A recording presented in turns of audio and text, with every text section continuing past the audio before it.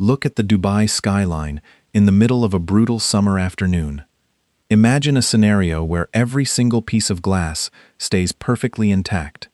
The concrete foundation does not shift, the steel structure does not crack, and the tower itself never actually falls. And yet, the building still becomes completely unusable. Dubai has built a sprawling urban environment that must continuously remove heat faster than the desert sun and internal loads can add it. The glass doesn't have to break. The cooling only has to stop winning. The first thing to collapse may not be the tower itself.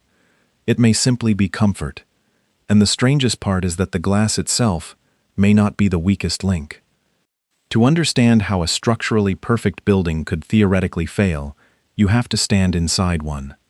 Imagine you are standing 50 floors above downtown Dubai. Outside the window, you have a relentless desert sun striking the facade, creating an extreme outdoor environment where ambient temperatures and direct solar radiation combined make prolonged human exposure incredibly dangerous. Inside, you are standing in a perfectly quiet, climate-controlled office or luxury lounge. The contrast is absolute. What is actually keeping the environment outside from becoming the environment inside? The obvious answer is the window. But a window alone cannot hold back that much thermal energy. Behind that quiet comfort is an active chain of invisible infrastructure. It starts with the insulated facade, but it relies on a continuous flow of chilled water, high-capacity pumps, massive mechanical chillers, and the electrical system powering all of it. The tower appears passive, as if it is simply standing there resisting the heat. It is not. It is an actively maintained indoor environment that requires an immense amount of energy just to maintain its baseline condition. We usually look at a glass skyscraper and see architecture. I think it makes more sense to see it as a machine. The separation between the harsh climate and the human occupants is entirely synthetic.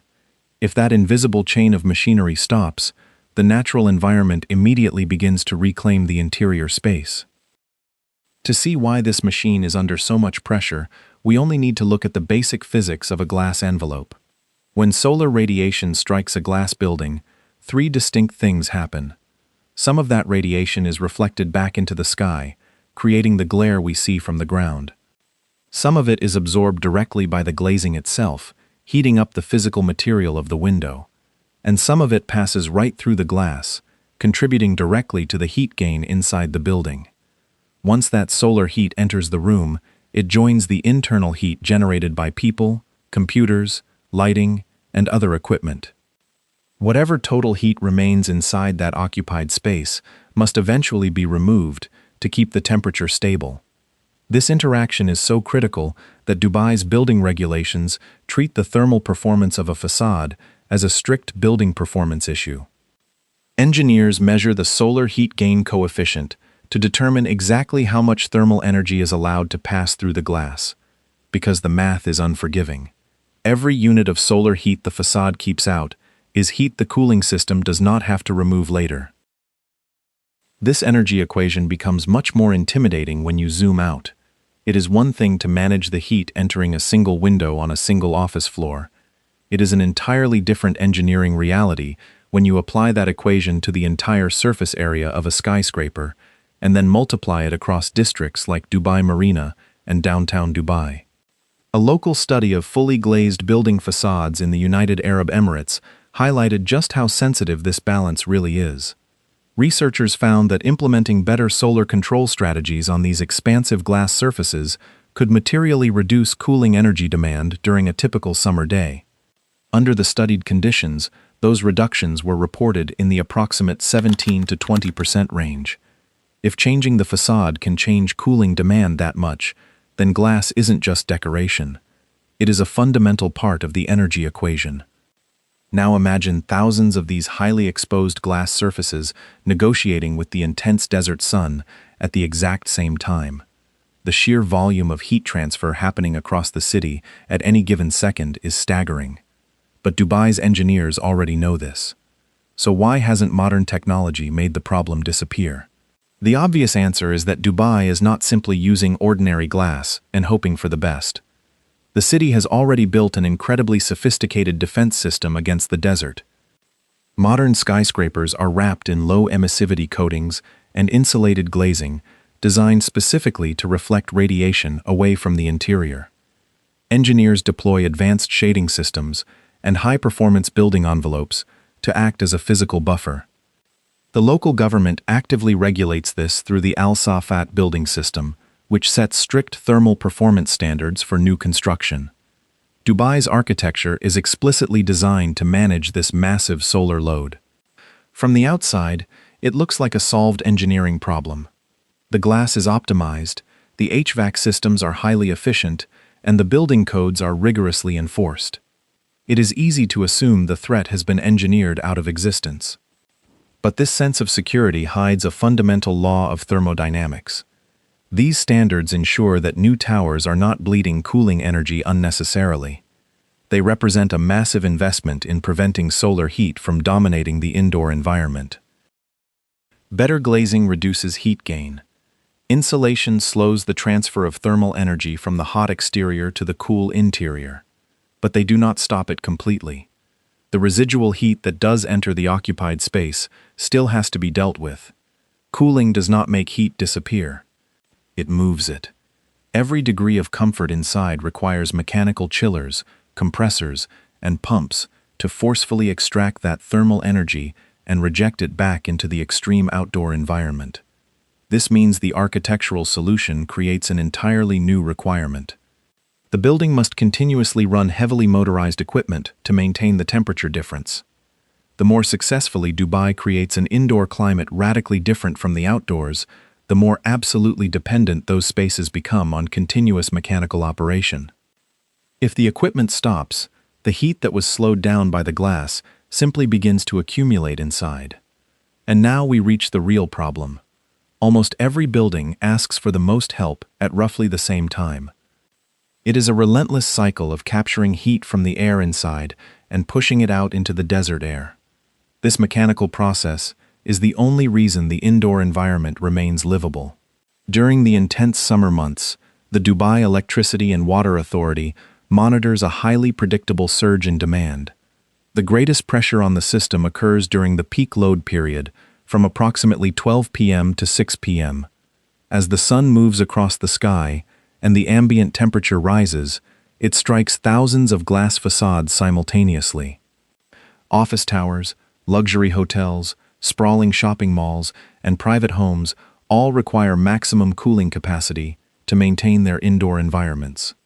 The mechanical chillers on roofs and in basements must work harder because they are rejecting heat into air that is already extremely hot. This isn't only a heat problem, it's a timing problem. A single tower has a cooling problem. A glass city has a synchronization problem. When an entire metropolis attempts to reject massive amounts of thermal energy into the hottest part of the day, the challenge moves beyond the walls of any single building. The infrastructure required to support this synchronized event is immense. This is the window when the solar load is highest and human activity is at its peak. The synchronization forces the city's infrastructure to handle the absolute maximum demand exactly when the external environment is least forgiving. To handle this synchronized demand, the city had to construct something massive beneath the surface. Dubai has one skyline everyone photographs, and another city almost nobody photographs.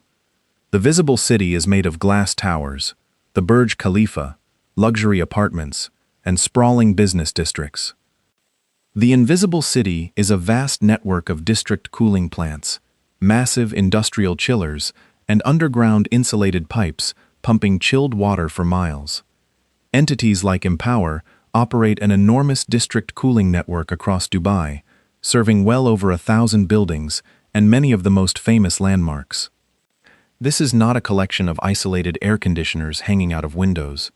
This is major urban infrastructure operating on an industrial scale, designed specifically to absorb the thermal load of entire neighborhoods.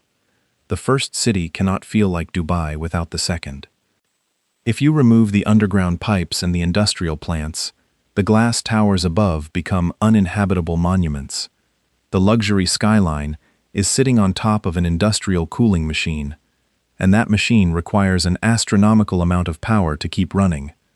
These plants produce chilled water centrally and distribute it to multiple buildings, removing the need for every tower to have its own massive chillers on the roof.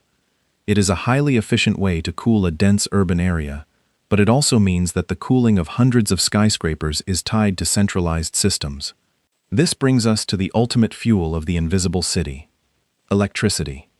According to DEWA's operational results, Dubai's peak electricity demand in 2025 reached approximately 11.39 gigawatts. That represented an increase of about 5.8% compared to the previous year. These numbers do not mean the grid is failing, but they prove that the peak is still undeniably growing. More residents mean more occupied floor space.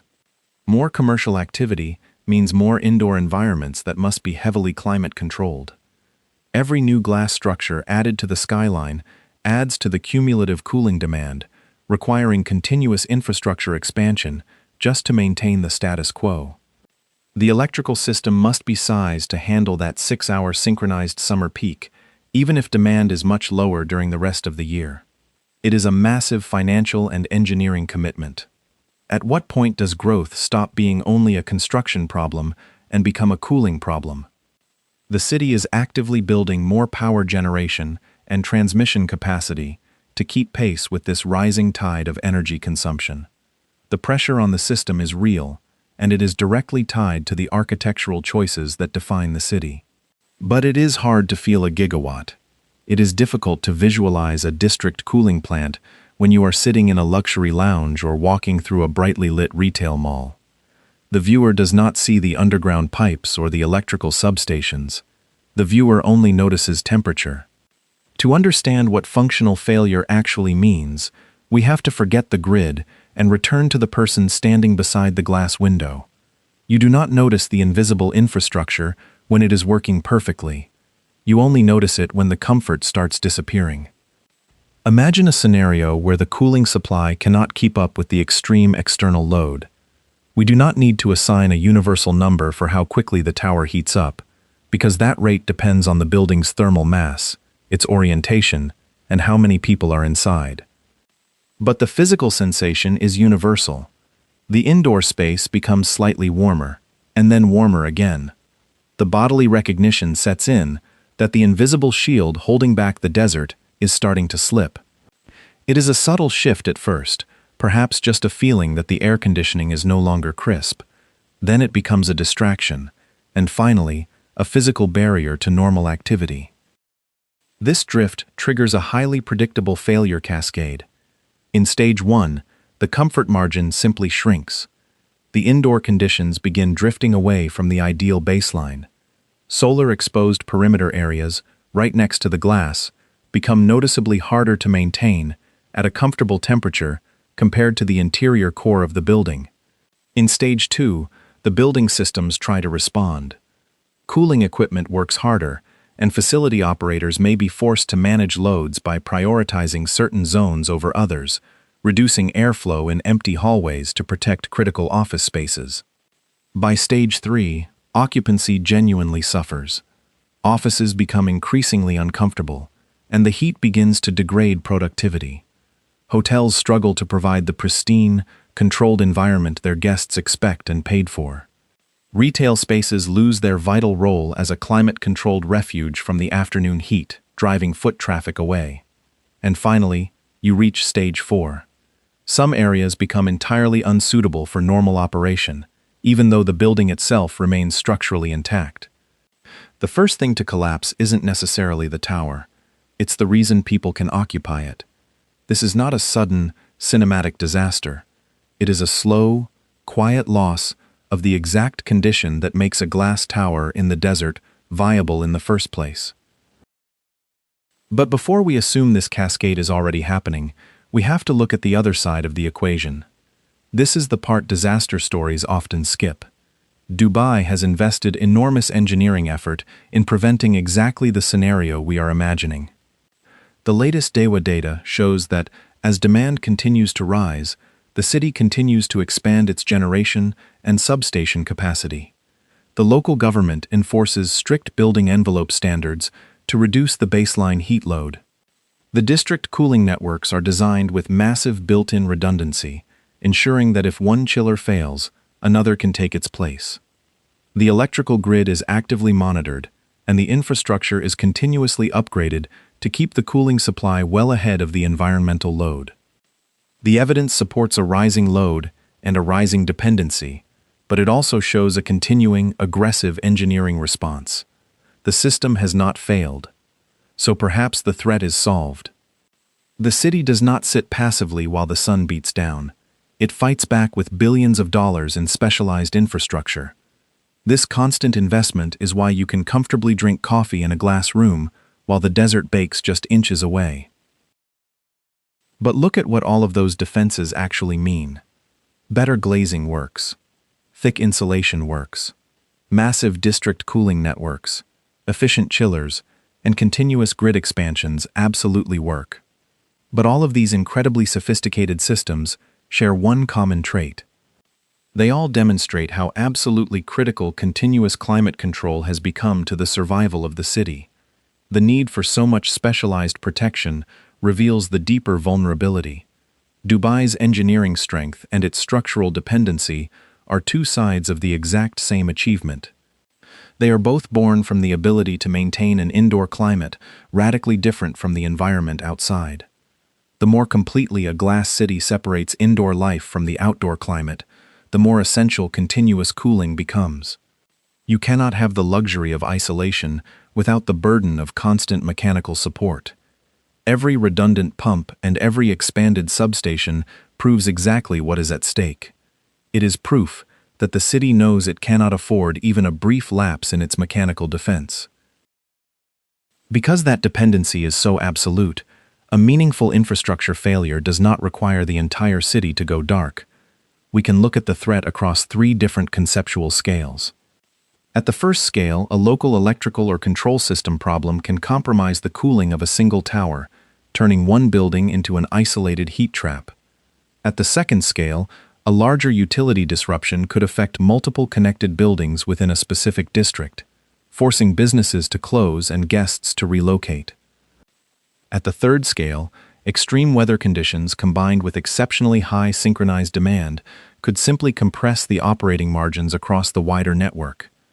A catastrophe doesn't need every light in Dubai to switch off. It can begin with buildings that simply stop providing the environment they were designed to provide. The threshold for failure is remarkably low when the environment outside is that extreme. The loss of functionality happens long before the physical structure is ever in danger. Which brings us back to the material that started this entire chain reaction: glass. Glass gives Dubai its iconic views, its daylight, its visual openness, and its unmistakable luxury identity. It provides the dramatic architecture and skyline imagery. Dubai's glass isn't simply a mistake. That's what makes this interesting. It's a trade. The city receives extraordinary architectural benefits in exchange for building an envelope that must continuously manage its thermal relationship with the environment. Modern facade design can dramatically reduce the solar gain, and modern cooling systems can handle the rest, but that interaction never completely disappears. To me, that's the real engineering story. Not that Dubai chose the wrong material, it's that this architecture can never stop negotiating with its climate. We normally recognize infrastructure failure visually. A bridge falls, a road breaks, a concrete tower cracks, or a foundation settles. But climate control failure is completely different. Look at a beautiful, modern glass skyscraper. There are no cracks in the facade, no shattering windows, no smoke, and no obvious disaster. But if you move indoors, you might find a quiet office, bathed in sunlight, with a weak or completely absent cooling atmosphere. The empty spaces tell the real story. A luxury hotel that cannot provide a controlled environment stops performing one of its essential functions. An office that cannot maintain usable indoor conditions stops functioning normally as a workplace. A retail complex that cannot provide a refuge from the severe summer heat loses the very condition that makes prolonged occupancy possible. The tower can remain perfectly upright and still stop functioning as a tower people can use. That is functional collapse. Look at Dubai at night. The perfect skyline, the glowing lights, and the millions of people living inside climate-controlled towers make the desert appear entirely defeated. From an air-conditioned interior, the outside environment can feel almost irrelevant. But it has never disappeared. That separation is continuously maintained by glass, insulation, chilled water, machinery, and electricity. The desert doesn't have to break through the glass. The machinery only has to stop holding it back. If the next generation of cities has to survive even harsher heat, would you still build the future out of glass? Ultimately, Dubai's glass skyline represents an incredible triumph of modern engineering. But it is a triumph that relies entirely on a hidden industrial machine that can never be turned off. The true vulnerability of these structures is not that they will physically fall down. It is that their sheer existence demands a level of active, continuous thermal management that leaves absolutely no room for mechanical failure. This video is for educational and analytical purposes only. The scenarios discussed are hypothetical explorations of building physics and infrastructure dependency, not current reports of citywide failure. This content does not constitute professional engineering, structural, or architectural advice. What do you think about the future of glass architecture in extreme climates? Let us know your thoughts in the comments below. If you found this investigation valuable, please subscribe to the channel for more deep dives into the engineering that shapes our world.